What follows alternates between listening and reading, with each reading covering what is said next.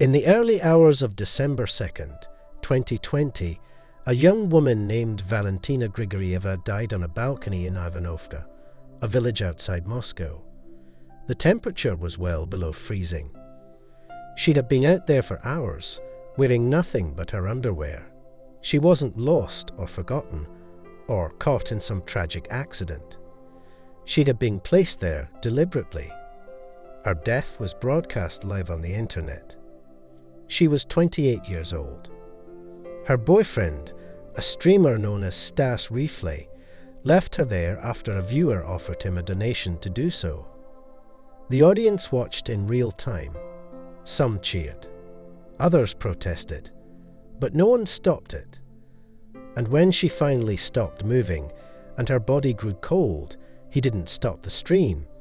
He kept the camera rolling as he cried, stumbled, and eventually called emergency services. It was too late. This is not an isolated case. This is not a mystery. This is the inevitable outcome of a system that rewards cruelty with cash and turns human suffering into shareable moments.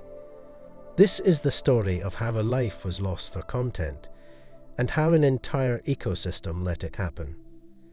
Stanislav Reshetniak, known online as Stas ReeFlay, was not a particularly famous content creator.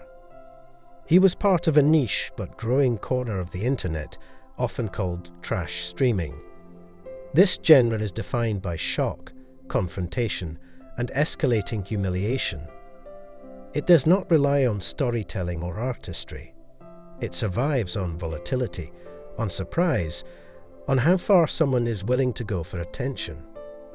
The trash streaming model is brutally simple. A streamer turns on their camera and lets the audience dictate the show. Viewers can pay to make requests, eat something disgusting, drink until you pass out, fight your friend, degrade your partner. The bigger the payment, the higher the stakes. It's interactive degradation, a virtual coliseum. And Stas was just one of many participants. The platform he used allowed near total freedom. There were no moderators, no safety checks, no content guidelines.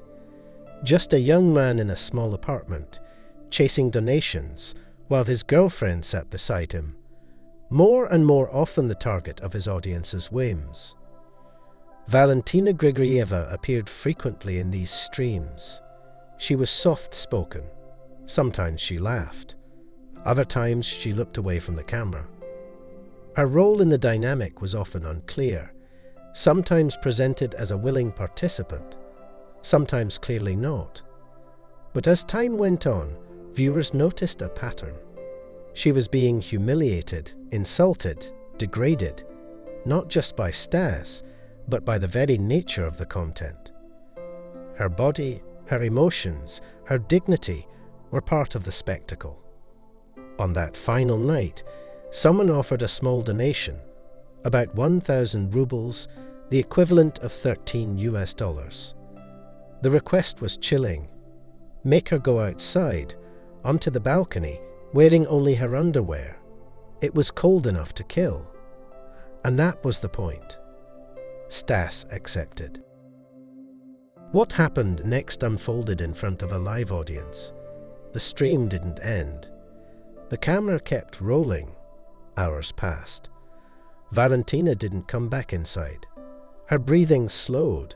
Her skin began to freeze. Eventually, she stopped responding altogether.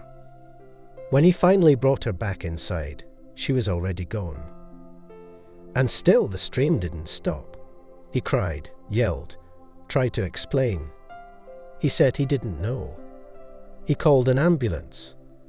But he never turned off the feed. Her body lay visible behind him as the chat continued, the viewers reacting with emojis, comments, donations. This is what her death became, a piece of content. The authorities eventually arrested Stas. In 2021, he was sentenced to 6 years in a penal colony for causing grievous bodily harm resulting in death. Many called the sentence a mockery. 6 years for a live-streamed death. 6 years for abandoning a woman in lethal temperatures. 6 years for continuing to film her corpse. But Stas ReeFlay is not an anomaly. He is a symptom. What happened to Valentina is not just the result of one man's cruelty. It is the logical outcome of an ecosystem that has monetized harm. The deeper problem lies not in the individual, but in the industry, in the incentives, in the design. Clout chasing is not new. People have always sought fame, attention, recognition. But the tools of the internet have accelerated this impulse into something far more dangerous. Social media rewards not quality, but virality, not compassion, but controversy. The more outrageous you are, the more people watch. And the more people watch, the more money you make. Trash streaming is the purest, most grotesque form of this trend. It strips content creation down to its most primitive transaction. The audience pays, and the performer degrades themselves, or someone else.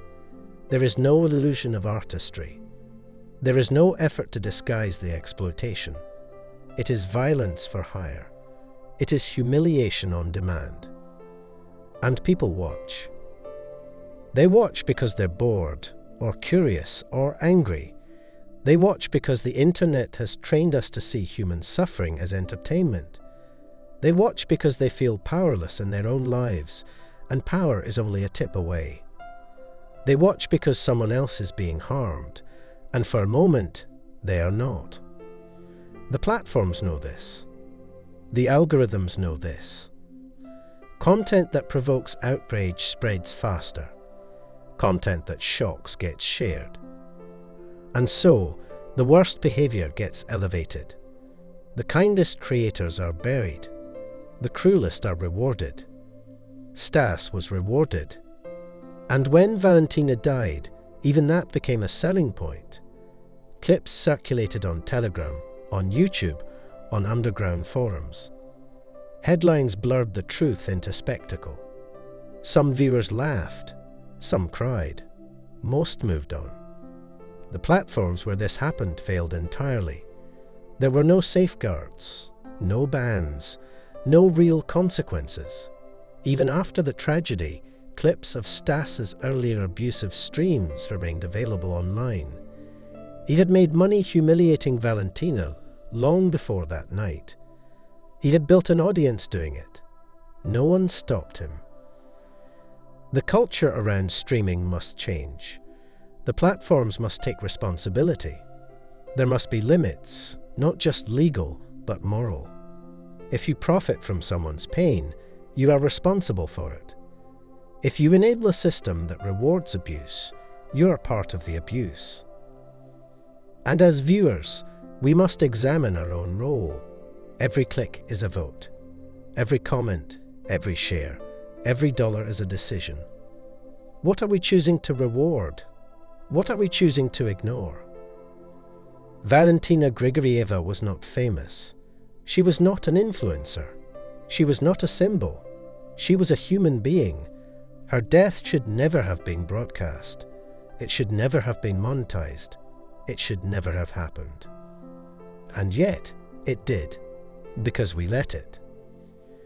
We live in a world where a young woman can freeze to death on camera for $13. That is the world we have created. That is the cost of clout. It doesn't have to be this way. We can build platforms that protect people. We can create cultures that reward empathy, not exploitation. We can demand better from influencers, from tech companies, from ourselves. Valentina deserved better. Her name must be remembered not as a warning, not as content, not as a footnote, but as a life. Let her be the line we do not cross again. Let her be the reason we change. Let her be the last. Let her be more than a stream. Let her be the truth.